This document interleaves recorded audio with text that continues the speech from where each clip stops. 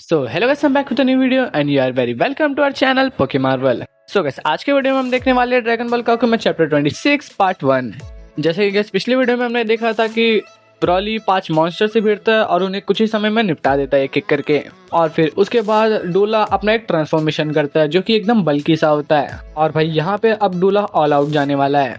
तो गाइस, अगर तुम्हें वीडियो अच्छी लगी तो लाइक एंड सब्सक्राइब जरूर कर देना और इस वीडियो को शेयर करना बिल्कुल मत भूलना अपने फ्रेंड्स के साथ जो भी ड्रैगन बॉल काकुमे की स्टोरी में इंटरेस्टेड है। सो गाइस, अब बिना देरी किए अपनी वीडियो पे आते हैं। सो गाइस, इस चैप्टर की शुरुआत होती है। हम यहाँ पे देखते हैं कि जो ब्रॉली और डूला की फाइट होती है उससे बहुत दूर कहीं यूनिवर्स में गोहान मेडिटेशन में लगा होता है अपने अंदर की पावर को अनलॉक करने के लिए। यहाँ पे भाई गोहान किसी तरीके का रिचुअल परफॉर्म कर रहा होता है जैसे कि हमने कई सालों पहले भी देखा था, जहाँ पे ओल्ड सुप्रीम काय ने इसकी अंदर की पोटेंशियल अनलॉक की थी। और भाई ये वाला रिचुअल भी उसी के लिए है। बट पहले वाले रिचुअल में गोहान को कुछ नहीं करना पड़ा था, बट यार इस रिचुअल में गोहान को खुद परफॉर्म करना पड़ेगा इसके अंदर। तो गाइस, तुम्हें क्या लगता है गोहान अपनी अंदर की पोटेंशियल को अनलॉक करने में कामयाब होगा या नहीं, ये कमेंट्स में जरूर बताना। फिर भाई इसके बाद हमें दिखाया जाता है बहुत सालों पहले डूला की मेमोरीज को। हम उसकी मेमोरीज में देखते हैं कि यहाँ पे डूला भाग रहा होता है और एक मॉन्स्टर उसे चेस कर रहा होता है। वो मॉन्स्टर कहता है कि चूहे कहीं के यहाँ पे वापस आओ। बट भाई यहाँ पे डूला खाना चुरा कर भाग रहा होता है। और भाई यहीं पे हम जस्ट पीछे देख सकते हैं कि एमरॉन और सालेगा वहाँ पे खड़े होते हैं। और भाई यहाँ पे एमरॉन यानी कि वनरेबल हेयर ने डूला की मेमोरीज को पढ़ लिया था और भाई उसे ये समझ में आ गया था कि डूला सालेगा की बहुत ज्यादा रिस्पेक्ट करता है। और भाई ये बात डूला को बहुत समय बाद समझ आए कि एमरॉन ने सालेगा को क्यों भेजा था अपने टीम में उसे रिक्रूट करने के लिए, यानी कि शामिल करने के लिए। डूला कभी भी सालेगा के प्रपोजल को रिजेक्ट नहीं करता क्योंकि भाई वो उसकी बहुत ज्यादा इज्जत करता था और एमरॉन स्टार्टिंग से ही मौके पे चौका मारने वाला इंसान था, जिसकी वजह से भाई एमरॉन ने डूला की फीलिंग का इस्तेमाल किया और वो भी उसी के खिलाफ, ताकि वो सालेगा के साथ साथ उसकी भी इज्जत करने लग जाए। बट भाई एमरॉन जब ये सब चीजें कर रहा था तब डूला को ये समझ आ चुका था, बट भाई उसने इतना गौर नहीं किया इस बात पे क्योंकि वो सभी लोग एक ही रास्ते पे जाना चाहते थे। यानी कि भाई उनका आखिर में सेम ही गोल था। डूला, एमरॉन और सालेगा सबका एक ही गोल था और सेम काम था। उनका गोल ये था कि अपने रेल में इज्जत कमाना। भले ही वो लोग अलग अलग लेवल पे इज्जत कमा रहे थे और आगे बढ़ रहे थे, भाई वो सभी एक साथ आगे जा रहे थे। और भाई ये तीनों की तीनों काफी महान लोगों से मिल रहे थे, जिसकी वजह से डूला ने अपने आप को ये बात समझा ली थी कि इससे बेहतर जिंदगी उसे कभी नहीं मिल सकती। और भाई डूला का नाम बहुत ज्यादा जगह जाने लग गया था और उसका नाम उस मैजिशियन के साथ जुड़ गया था, यानी कि उस लेवल पे वो चले गया था जिसकी वो सबसे ज्यादा इज्जत करता था, यानी कि सालेगा की। सालेगा हमेशा से ही डूला को अपने बराबर का समझता था और डूला भी वही कैचअप करने की कोशिश कर रहा था ताकि वो भी सालेगा को अपने सबसे लॉयल फ्रेंड के रूप में देख सके और उसके बाद वनरेबल हेयर की एफर्ट्स काम आए और आखिरकार उन्हें अपनी मेहनत का फल मिला। और उसके बाद ये यूनिवर्स 14 की सबसे महान ताकतों के बीच में पहुंच गए। और भाई डूला इस बारे में काफी ज्यादा सोचता था कि वो अपने एरिया में उस तरीके का मार्क छोड़ पाया है जैसे कि सालेगा ने अपने एरिया में छोड़ा था कई सेंचुरीज पहले। और भाई जब अब डूला मौत के इतना ज्यादा नजदीक है तो उसके दिमाग में बस यही बात चल रही है। डूला खुद को एक बहुत ही बेकार प्राणी के रूप में देखता था जो कि डार्कनेस में अपनी जिंदगी जी रहा था और उसे ठीक उल्टा उसके मन की सबसे गहरी इच्छा ये थी कि वो कहीं इसी तरीके से ना खत्म हो जाए। वो अपने कॉस्मोस की सबसे चमकदार रोशनी के रूप में देखना चाहता था। और भाई वहीं से सीन शिफ्ट होता है और हम फाइट में वापस आते हैं। हम यहाँ देखते हैं कि डूला अपनी ट्रांसफॉर्मेशन पूरी कर चुका होता है और वो कहता है कि मैं यही चाहूंगा कि मैं एक धमाके के साथ यहाँ से जाऊँ। और भाई डूला एकदम सही अपने 5 उंगलियों में कोई किसी तरीके की डार्क एनर्जी को समन करता है और भाई वो अपनी हाथ को अपने पेट में घुसा देता है। यहाँ पे तुम साफ साफ देख सकते हो कि भाई ऐसा करने में इसे बहुत ज्यादा पेन भी हो रहा है और बहुत ज्यादा ताकत भी लगी है। यहाँ पे डूला अपने पेट में एक बड़ा सा गड्ढा बना रहा होता है। ये गड्ढा भाई डार्कनेस से बना होता है, इसलिए तुम देख सकते हो कि डूला के पेट में से खून नहीं निकल रहा है। भाई यहाँ पे डूला के ऐसा करने से मौत इसके सामने आके खड़ी हो जाती है। भाई यहाँ पे डूला ने किसी तरीके की लाइफ थ्रेटनिंग एनर्जी का यूज किया है, इसकी वजह से वो अपनी पूरी जिंदगी की पावर एक ही बार में लगा दे रहा है। और भाई ऐसा करने से इसके पूरे शरीर में बहुत ही बड़ा धमाका होने वाला है। तभी हम ब्रॉली को देखते हैं। वो कहता है कि वो अपनी सारी एनर्जी एक ही पॉइंट पे कंसंट्रेट कर रहा है, कहीं ऐसा तो नहीं है कि वो। तभी हम डूला को देखते हैं। भाई इसके चेहरे पे एकदम से स्माइल होती है। यहाँ पे भाई डूला मौत को एक्सेप्ट कर चुका होता है और उसके पेट में बहुत ज्यादा डार्क एनर्जी कंसंट्रेट हो रही होती है। डूला कहता है कि सालेगा, वेनरेबल हेयर, थैंक यू कि आपने मेरी लाइफ को इतना ज्यादा एक्साइटिंग बनाया।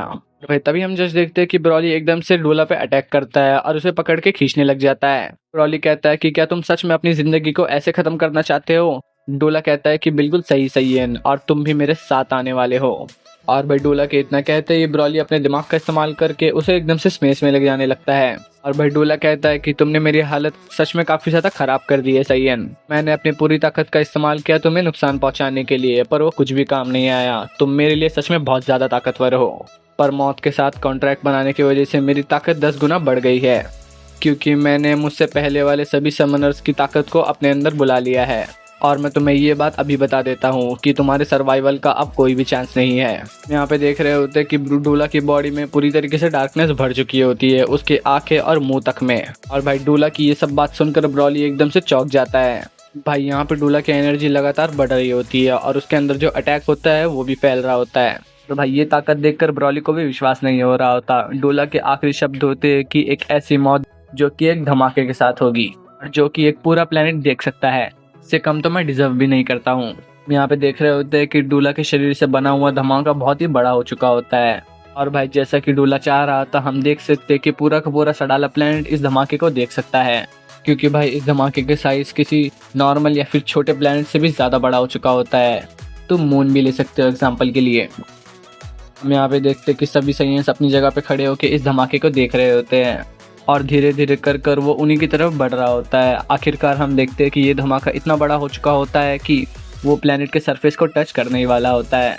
और भाई ये धमाका प्लेनेट के एटमॉस्फेयर में घुस चुका होता है। एडमिरल निरिक और एडमिरल रूबा भी इस धमाके को देख रहे होते हैं। वो दोनों कहते हैं कि नहीं, बट भाई ये चीज़ वो दोनों भी जानते हैं कि वो इस धमाके को नहीं रोक सकते। इतने बड़े धमाके के सामने वो सिर्फ अपने प्लेनेट को तबाह होते हुए देख सकते हैं। तभी भाई हम जस्ट देखते हैं कि केल की आंखें खुलने लगती है, बट भाई अभी वो ऐसी हालत में नहीं है कि ब्रॉली और किसी की मदद कर पाए। और यहाँ पे भाई काबा और कालीफ्ला भी अपनी जगह पे खड़े होकर ये धमाका देख सकते हैं। काबा कहता है कि ये वही है, हमें जल्दी करनी होगी। और भाई यहाँ पे एमरॉन भी इस धमाके को देख रहा होता है और वो कहता है कि अच्छा, तो तुमने आखिरकार वो कर दिया। और भाई वेजिटा ये सब देख के परेशान हो रहा होता है। वो कहता है कि क्या ब्रॉली? एमरॉन कहता है कि मुझसे पूछो तो तुम्हारे दोस्त को ये सब छोड़ देना चाहिए। वो एक्सप्लोजन, मुझे नहीं लगता कि उस एक्सप्लोजन के सामने मैं भी टिक पाता कि नहीं। वेजिटा कहता है कि अगर तुम ब्रॉली की बात कर रहे हो तो तुम बहुत बड़े पागल हो। वह तभी हम एक बार फिर से ब्रॉली को देखते हैं, जो कि इस धमाके के सबसे ज्यादा नजदीक है। ब्रॉली भाई इस धमाके के पूरे फोर्स को अकेला झेल रहा होता है और यहाँ पे ऐसा लग रहा है कि ये इसे रेजिस्ट नहीं कर पा रहा है। तभी हम ब्रॉली की आंखों को देखते हैं। वो शायद से एक बार फिर से बजरकर मोड में जा रहा होता है। भाई तभी वो एकदम से चिल्लाता है, चिल्लाए। भाई यहाँ पे ब्रॉली एकदम से अपनी पूरी ताकत का इस्तेमाल एक साथ करने लग जाता है।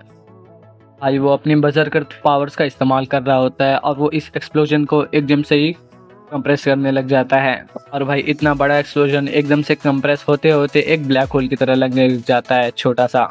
और भाई इसके अंदर से बहुत ज़्यादा डार्क एनर्जी निकल रही होती है। तभी हम प्लेनेट पे एडमिरल लिरिक को देखते हैं। वो कहते हैं कि वो एक्सप्लोजन वो बड़ा नहीं हो रहा है। हम यहाँ पे देखते हैं कि बजरकर ब्रॉली के हाथ में डूला होता है, जो कि खुद भी बहुत ज़्यादा छोटा हो चुका होता है, या फिर भाई ब्रॉली बड़ा हो चुका है। डूला कहता है कि तुम ये क्या कर रहे हो, तुम ऐसा नहीं कर सकते। यहाँ पे भाई ब्रॉली अपनी पूरी ताकत का इस्तेमाल कर रहा होता है। यहाँ पे ब्रॉली इतनी ज़्यादा ताकत लगा रहा है कि उसके पूरे शरीर की नसें दिख रही होती है। तभी एमरॉन कहता है कि ये साइयन। भाई वेजिटा भी ये सब देख के शॉक होता है। वो कहता है कि वो कंप्रेस कर रहा है एक एक्सप्लोजन को। और भाई तभी हम ब्रॉली को देखते हैं, जिसकी एक आँख सही सलामत होती है और एक आँख पूरी तरीके से वाइट हो चुकी होती है। यानी कि भाई वो अपनी बरसकर फॉर्म में भी है और वो कंट्रोल में भी है।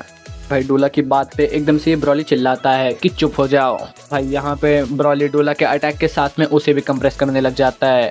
तभी डोला कहता है कि नहीं, ये सच नहीं है। इसके पहले कि डोला और कुछ बोल पाता, हम देखते हैं कि ब्रॉली का हाथ बंद हो जाता है और ये सब करते ही ब्रॉली प्लेनेट के ऊपर आके गिरने लगता है। भाई यहाँ पे ब्रॉली ने फाइनली प्लेनेट को तो बचा लिया है, बट उसका क्या होगा वो तो हमें अभी तक नहीं पता। ये जानने के लिए तुम्हें देखना पड़ेगा नेक्स्ट पार्ट इस वीडियो का। सो गाइस, अगर वीडियो अच्छी लगी है तो लाइक एंड सब्सक्राइब जरूर कर देना। और भाई अब हमें 2K सब्सक्राइबर करने हैं। तो भाई मैं मिलता हूँ तुम्हें नेक्स्ट पार्ट के साथ। तब तक के लिए stay tuned for the next video.